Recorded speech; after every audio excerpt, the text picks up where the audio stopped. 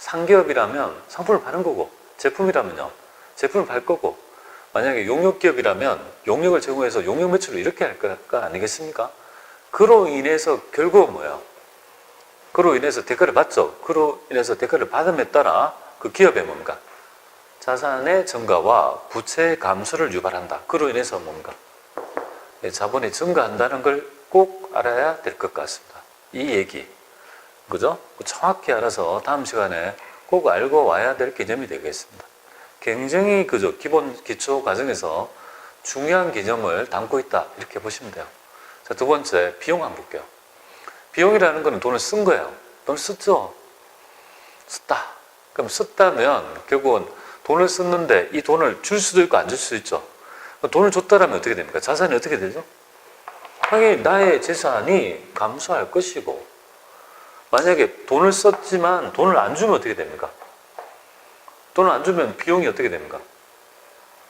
당연히 그죠? 부채가 증가할 거고, 그럼 그로 인해서 어떻게 됩니까? 당연히 그죠? 자본은 뭐야? 나의 자본은 감소하게 될 거다, 그죠? 자, 이 특성을 좀 알아야 되겠죠. 자, 그러면 결론은 비용이 나타나려면요, 비용이 나타난다는 말은, 발생한다는 말은 자원의 변화가 어떻게 일어나냐면 자산이 감소하거나 부채가 증가함에 따라 자본이 감소해야 된다고요. 근데 수익은 어떻습니까? 그럼 머릿속에 수익의 증가는요, 이걸 알아야 돼요. 자산이 증가, 부채가 감소, 자본이 증가, 이렇게 알고요. 비용이 증가한다는 말은, 비용이 나타난다는 말은 자산이 감소되거나 부채가 증가함에 따라 자본이 감소된다는 것을 아주 자연스럽게 익혀야 됩니다. 여러분이 첫 번째부터 미션이 주어졌잖아요. 이걸 그죠? 모르면, 익히지 않으면 앞으로 어떻게 나아가겠습니까? 그래서 가장 기본적인 거 강조합니다. 아무리 강조해도 지나치지 않는다, 이렇게 말씀드립니다. 꼭 좀 알아야 될 개념입니다. 오늘 여러분이 학습하시고 댁에 돌아가실 때 있죠, 되뇌일 수 있어야 된다고요. 자, 그렇게 해서 나타난 그죠? 재무 상태를 나타내는, 아니죠, 경영 성과를 나타내는 동태적 보고서를 바로 손익계산서, 포괄 손익계산서라고 합니다. 그죠? 그리고 이제 구체적으로 포괄 이익에 대해서는요, 조금 논의가 진전될 때 있죠. 예, 그때 그죠? 한번 조금씩 더 말씀을 드리도록 하겠습니다. 자, 그러면 여기에서 일반 기업 회계준에서는 수익과 비용 두 개를 가지고 있죠. 수익에서 비용을 빼면 이익이죠, 그죠? 수익에서 비용을 빼면 이익이 되잖아요, 그죠? 이익, 이렇게 되죠. 그래서 여기 포괄순익계산서는요, 하나의 요소가 더 들어가 있잖아요, 그죠? 그래서 당기순익에서 뭐를 더합니까? 그래서 기타 포괄이익 등을, 그죠? 들어간다. 여기에 더 추가적으로 있다. 여기 하나 더 있다. 요거 더 고려한다는 정도만 일단은 알아둡니다. 그러니까 수익에서 비용을 빼고 남는 이익에서 기타 포괄이익이 있다면 더한 금액이 바로 총 포괄 손익이다. 포괄 손익 계산서다. 그렇게 생각하시면 될 것 같습니다. 일단 우리는 개념을, 포괄 이익을 공부하려면요, 자본 계정을 좀 알아야 돼요. 그러니까 지금 현재 당장 알 수가 없어요.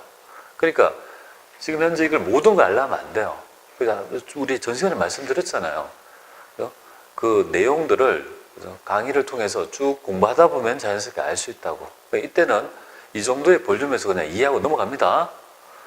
자, 여기에서 손익계산서 등식이라고 하는데요, 이거 가지고 어떻게 있죠, 경영성과를 나타내는지 좀 살펴보도록 하겠습니다. 여러분들, 손익계산서라고는 말이 나오면요, 무조건 얘는요, 경영성과죠, 그죠? 경영성과를 나타내는 표죠, 그죠? 경영성과라는 건 딴 게 아니죠. 너 그 기업이 돈을 잘 버냐, 이 말이에요. 돈 잘 벌어? 이걸 바로 경영성과라죠. 근데 경영성과를 나타낼 때 이렇게 측정한다는 거야. 수익에서 비용을 빼서 뭔가 이익이라는 걸 측정한다. 이 개념을 이 예를 통해서 한번 살펴보도록 하겠습니다. 자, 홍길동 씨는 과일을 팔고 있는, 아마 그죠? 예, 과일을 하는 모양입니다. 그런데 과일을 100만 원에 사가지고 250에 팔아요. 그럼 100만 원 주고 250에 팔았으니까 마진은 얼마입니까, 여러분? 여기 마진율은요? 150만 원이 마진이네요, 그죠? 이 마진이네요. 여기 본연적인 과일의 마진율이잖아요, 그죠? 150이구나. 그런데 이것만 가지고는 팔 수가 없다고요. 근데 아마 과일 가게는 점원을 두고 있어요. 그래서 점원하고 아마 과일 가게는 자가가 아니라서 월세를 주고 있는 모양이에요. 그 월세 이름을 뭐라고 하냐면 임차료라고 해요. 월세. 임차료, 임대료 이런 것들은 나중에 그 해당 토픽에서 정확하게 말씀드리겠습니다. 일단 월세 20만 원, 세 나가고 그 다음에 직원의 인건비가 있죠, 그죠? 아마 판매 직원이 있는 모양이에요. 월에서 이렇게 판다. 100만 원 들은 모양이에요. 그럼 요 돈 나가죠, 그죠? 그 다음에 직원들 인건비 뭡니까? 100만 원 나가죠, 그죠? 자, 그러면 결국은 내가 지금 요 과일값 산다고 돈도 나가지 않습니까? 그러면 매출액은 얼마냐면 수익은 총 번 돈이죠, 그죠? 번 돈 얼마입니까, 여기? 250, 그죠? 쓴 돈은 얼마냐 이거잖아요, 비용이. 그럼 과일 구입 가격하고 뭐야? 이거 100만 원 쓰고, 월세 내고, 그 다음에 인건비 주니까 뭔가 다 합하면 220이 될 거 아니겠습니까? 쓴 돈은 뭐야? 여기 쓴 돈이 220이죠, 그죠? 번 돈은 뭐야? 250이 되지 않습니까? 그럼 이익은 결국은 뭐야? 순수하게 내가 번 돈을 의미하는 거 아니겠습니까? 그럼 결국은 250에서 220을 빼면 결국은 30이 된다. 그래서 250에서 220을 빼면 30이 된다. 이 말인데요. 이게 뭐 등시법이라 하지만 당연한 거 아니겠습니까? 그냥 뭐 이런 것들을 그죠? 등시법이라 해서 수익에서 비용을 빼면 뭐 이익이 된다는 정도는 충분히 알 수 있을 것 같습니다. 이걸 기초적으로 새기고 넘어가겠습니다. 아, 이렇게 해서 이익이라는 걸 측정하는 거구나. 그 정도의 개념만 있으면 될 것 같습니다. 자, 그 다음에 이제 소개합니다. 그러면 현금 흐름표 보죠. 자, 현금 흐름표는 나중에 뭐 다시 한번 기쪽에서 언급할 건데요. 얘는 발생주의에 의한 측정이 아니라는 것들이 있는데, 그러면 발생주의가 아니란 말은 현금주의에서 측정합니다. 그래서 이 얘기는 나중에 설명을 드리겠습니다. 일단은 뭐 나온 김에 그냥 중요한 논점이라서 그냥 얘기를 했습니다. 자, 현금 흐름표는 딴 게 아니에요. 그 기업이 일정한 기간에 현금의 흐름을 나타내는 표다. 현금주의에서 측정합니다. 뭐 어떻게 하는지 한번 살펴보죠. 자, 1월 1일 날 우리 회사에 현금이 5천 원 있었어요. 5천 원 있었어요. 근데 기말, 연말이 되어가지고 현금을 보니까 뭐요? 15,000원 있는 거예요. 그럼 결국은 얼마가 업됐습니까? 10,000원이 그죠? 증가한 거예요. 그 10,000원의 증가를 도대체 어떻게 했냐 이거잖아요. 그래서 그걸 세 가지 요소에 의해서 구분해서 측정합니다. 이 세 가지가 뭐냐면요. 나중에 배우게 될 건데요. 영업활동, 투자활동, 재무활동. 이렇게 세 가지로 있죠. 나눠가지고 요 활동에 따라 현금이 들어오고 나가고 할 거 아니겠습니까? 그래서 영업활동에 따라 돈이 들어오고 나간 거. 근데 들어오고 나갔는데 들어온 게 7,000원. 그 다음에 여기 이제 투자활동이란 말은 뭐 건물을 사거나 투자할 때 돈이 들어갈 수도 있고 나갈 수도 있고 투자액을 팔게 되면 처분하면요. 돈이 들어올 수도 있지 않습니까? 그렇게 해서 측정해 보니까 올해 1,000원. 그리고 재무활동은 뭐냐면 이 돈을 뭐예요? 뭐 기업을 운영하자 보면 돈이 필요하잖아요. 그럼 은행에 돈을 꾼다든지 주식을 발행해서 돈을 유입한다든지 그래서 뭐 주식을 팔아가지고 뭡니까? 뭐 돈을 유입한다든지 유출한다든지 정자를 받는다든지 뭐 이런 여러 가지 활동에 따라 보니까 뭡니까? 2,000원. 이거 다 합하면 뭡니까? 10,000원. 이렇게 되는 거. 그렇게 해서 나중에 뭡니까? 그죠? 현금 흐름표. 나중에 좀 배우게 될 거야. 지금은 현금 흐름표가 도대체 뭔지를 알아야 됩니다. 우리 주택관리사에서는요, 현금 흐름표가 굉장히 중요합니다. 여기서 나중에 뭐 3문제, 4문제 정도 나오는데요. 상당히 중요합니다. 근데 이건 나중에 배워야 돼요. 근데 이거를 정확하기 위해서 지금 기초를 계속 뭡니까? 이 개념을 이해하기 위해서 기초적 개념을 쭉 닦아가야 돼요. 그러니까 전혀 기초 개념이 없이 현금 흐름표를 하려니까 힘든 이유가 바로 여기에 있다. 이렇게 보시면 돼요. 그래서 나중에 그러면 우리 주택관리사는 왜 현금 흐름표가 좀 중요하냐면요. 보통 우리가 건물 여러분이 이제 이걸 학교 가셔가지고 나중에 뭐 어떤 건물의 뭐 관리소장이나 뭐 이런 업무를 하실 거예요, 그죠? 그때 보통 입주민으로부터 받은 이쪽 관리비가 전부 다 현금이잖아요. 그래서 현금에서 현금이 나가잖아요. 뭐 그런 측면에서 이제 좀 많이 유용성이 있다고 봐서 굉장히 출제를 좀 많이 하는 것 같습니다. 근데 꽤 어려운 파트인데, 그죠? 그러니까 주택관리사는 현금 흐름표에 굉장히, 그죠? 이게 좀 많은 비중을 두고 그죠? 출제하고 있다는 점도 말씀을 드립니다. 그래서 여기에서 나중에 있죠.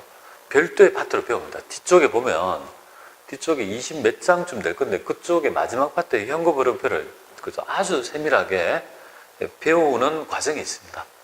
그때 자연스럽게 익히실 겁니다. 지금은 현금흐름표는요, 일정 기간의 현금의 흐름을 세 가지로 하나, 영업활동, 투자활동, 재무활동으로 나눠서 유입과 유출액을 그죠? 이 보고하는 그죠? 보고서가 바로 현금흐름표라는 정도만 알면 좋겠습니다. 자, 그 다음에 네 번째가 바로 자본변동표인데요. 자본변동표는 딴 게 아니에요. 자본은 주주의 목이잖아요, 그죠? 주주의 목이에요. 주주가 낸 돈 중에 나중에 이제 자본을 크게 여러 가지 형태로 구분할 거예요. 그래서 이제 그런 자본을 세부화해서 변동이 나타나는 거죠. 한 해에 변동을 나타내는 표가 바로 자본 변동표다. 이렇게 보시면 돼요. 근데 현금 흐름표하고 자본 변동표 이런 것들은요, 중소기업은 뭐예요? 별로 그죠? 나타나지 않아요. 중소기업은 자본의 변동이 별로 없고요. 주주들이 많지 않기 때문에 현금의 정보가 별로 필요 없어요. 그러다 보니까 의무적으로 만들 필요가 없어요. 하지만 우리가 배우는 상장기업의 그게 기준인 IFRS 있죠. 우리 국제회계 기준은 반드시 뭐예요? 이걸 작성해서 해야 돼요. 자, 그런데 이제 출제 뭐 이렇게 되는데 이거 나중에 좀 배우겠지만 지금 미리 좀 선행학습 뭐가 중요한지를 좀 보고 그냥 들어가 보겠습니다. 나중에 주식 분할하고 병합을 배우게 되거든요. 주식에서는 주식을 발행해서 지분을 표창합니다. 그래서 발행한 주식을 발행할 건데요. 그럴 경우에 발행한 주식을 그러니까 세부적으로 뭡니까? 분할할 수도 있고요. 병합할 수도 있어요. 그러니까 이 말은 분할은 10,000원짜리를 뭐예요? 10,000원짜리가 한 주 있으면 이거는 뭐예요? 분할은 뭐냐? 5,000원, 5,000원 이렇게 나눈다. 그럼 나눠봤자 뭡니까? 자본금 10,000원이잖아요. 차이가 있습니까? 변화가 없잖아요. 그죠? 그리고 만약에 5,000원짜리는 뭡니까? 5,000원짜리가 있는데 주식이 2개가 있어요. 자본금이. 이걸 병합하면 어떻게 됩니까? 여기는 병합이잖아요. 여기는 병합, 요거는 분할 이렇게 되겠습니다. 그러면 5,000원짜리를 2개 해서 10,000원이나 병합하다 10,000원이나 차이가 없지 않습니까? 그러니까 자본금의 변동이 나타나지 않는 주식 분할하고 병합은요, 등의 정보는 변동이 없잖아요. 변동이 없으니까 자본 변동표에 뭡니까?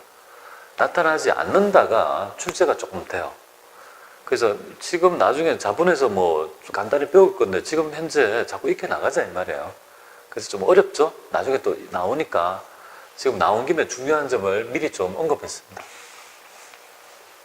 그래서 이렇게 익히면 되죠. 아, 자본 변동표는 일정한 기간에 자본의 변동을 나타내는 표구나. 그런데 자본의 변동 중에서 뭡니까? 이 주식의 병합하고 분할이죠. 나누고 병합하는 거는요. 자본금이 뭡니까? 어차피 변동이 없는 꼴이에요. 변동을 나타내는 표인데 변동이 뭡니까? 변동이 나타나지 않는 이런 것들은요.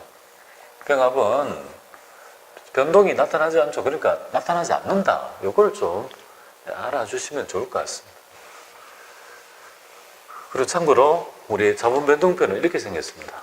그래서 여기에 보면 기초가 있고 기말 동안에 변동을 나타내는 표인데 참고하면 좋겠습니다. 자, 그 다음에 마지막에 주석 보겠습니다.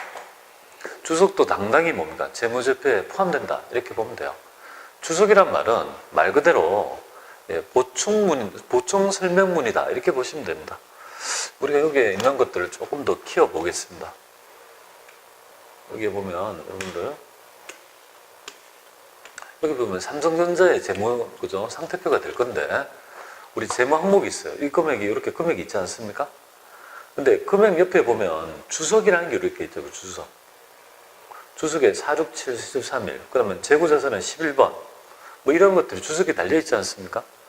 요 금액에 뭡니까? 세부적인 내역이 주석이라는 이죠. 11번에 있으니 요것도 뭐예요?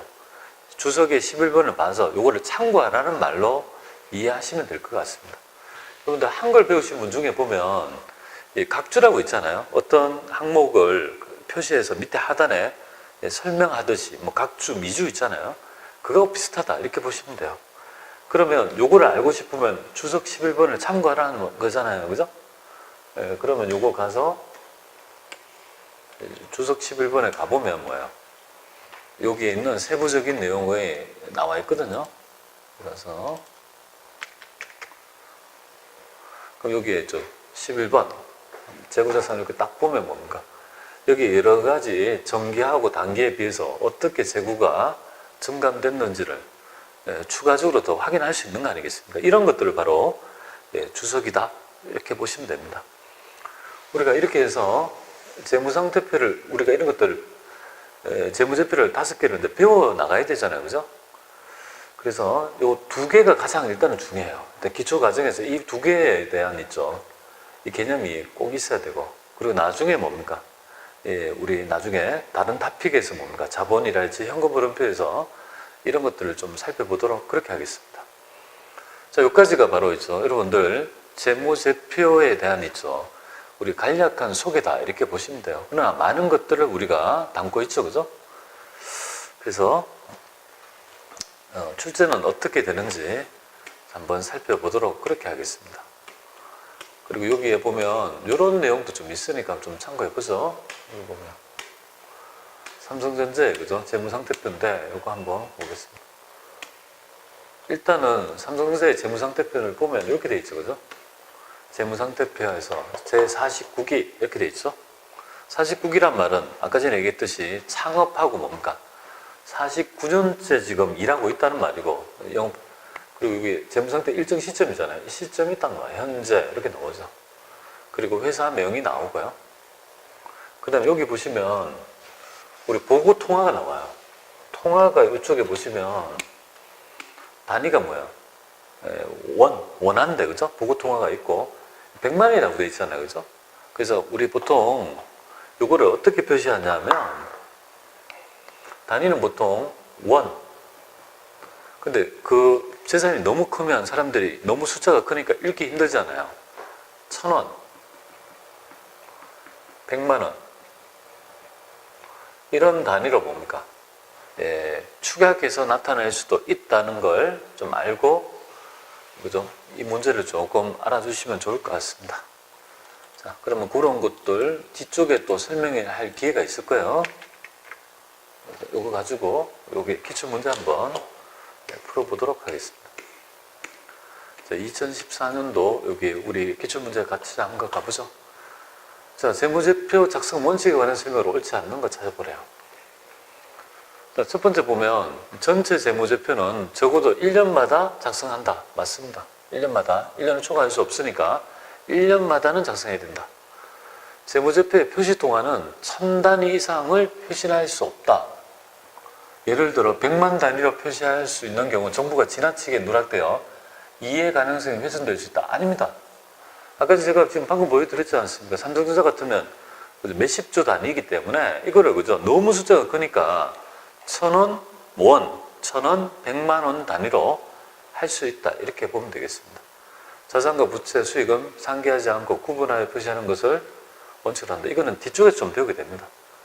그리고 뭐 한국재택기업회계준에는요, 우리가 정기의 비교 공시란 말이 뭐냐면 이렇게 되는 거죠. 여기에 보면 여기에 정기하고 단기를 뭡니까? 작년에는 이랬는데 올해는 이랬다. 그러니까 정기랑 단기를 비교성을, 유용성을 높이기 위해서 정기와 단기를 비교하는 형태로 하는 거예요. 그죠? 그런 것들을 우리 알 수 있고요. 그 다음에 상이한 성격이나 기능을 가진 항목은 구분해서 표시한다. 뭐 이런 것들을 우리가 얘기하고 있는데요. 지금 요 얘기는 이 기출 문제는 굉장히 어떤 볼륨을 가지고 문제를 내는 거잖아요. 그러니까 이게 요 파트만 가지고 내지는 다 못 풀어요. 그죠? 그러니까 지금 요거를 이해하기 위해서 그냥 이 문제를 여기에 포진하고 있는데 나머지는요, 자연스럽게 그 다음 파트에 배우면서 그죠? 이 내용을 언급합니다. 지금 당장 한번 좀 알아가지고 또 복습이 되는 개념이니까 지문을 좀 꼼꼼히 읽어보고 그죠? 선행학습을 한다 이렇게 생각하시면 되겠습니다. 자, 두 번째 한번 보겠습니다. 재무제표에 대한 설명으로 옳지 않는 것 이렇게 돼 있죠, 그죠? 자, 옳지 않는 것. 재무상태표는 일정 시점이 맞고요. 경제적 자원에 대한 청구권을 나타낸다. 이게 맞고요. 포괄손익계산서는 반드시 뭔가 비용을 기능별로 분류해요. 반드시는 아니고 요거는 비용을 나중에 그 성격별하고 기능별이 있습니다. 그 얘기를 여러분들한테 나중에 말씀드리도록 하겠습니다. 요거는 틀렸습니다. 요 얘기는 지금 아직 안 배웠다 그죠? 아, 뒤쪽에 좀 있었으면 좋겠는데 일단 그 얘기를 밑에서 좀 하고 다시 와서 얘기를 할게요. 자본은 그 밑에도 얘기가 있고 포괄손익계산서는 이익경매 대체되지 않고 현금흐름표는 기업의 활동을 영업, 투자, 재무활동으로 구분한 현금흐름표는 맞잖아요. 그죠? 요런 두 개의 얘기는요. 여러분이 밑에서 조금 더 배우고 하도록 그렇게 하겠습니다. 자, 요거 이렇게 됐고요. 그 다음에 여기 재무상태표에 또 얘기가 있는데 그죠? 한번 같이 보겠습니다. 옳은 것은 요 얘기는 우리가 배운 내용이 되겠습니다. 재무상태표는 일정 기간은 아니죠. 틀렸습니다. 일정 시점이 되죠. 그죠? 재무성과가 아니고 재무상태를 나타냅니다. 경영성과라고 하죠. 두 번째, 포괄손익계산서에는 일정 시점입니까? 일정 기간, 그리고 재무상태표가 아니라 경영성과, 경영성과가 되죠? 경영성과가 바로 영업력을 얘기하는 거 아니겠습니까? 경영성과를 나타낸 표. 틀렸고, 그죠? 자본변동표는 일정한 기간 동안에 자본의 구성요소, 나중에 배워야 되는데, 구성요소의 변동에 관한 정보를 제공해주죠. 맞고요. 자, 현금 흐름은 특정 시점이 아닙니다. 특정한 기간, 일단 일정한 기간에 뭔가 현금의 흐름을 보여주는 보고서고, 그래 틀렸고, 재표는 재무상태표, 손익계산서, 시산표라는 건 들어본 적이 없죠. 그래서 이것도 틀렸다 이렇게 보면 되겠습니다. 그래서 여기에서 여러분들이 기간, 뭐 시점 이렇게 나오는데요. 여기서 이제 앞에서 좀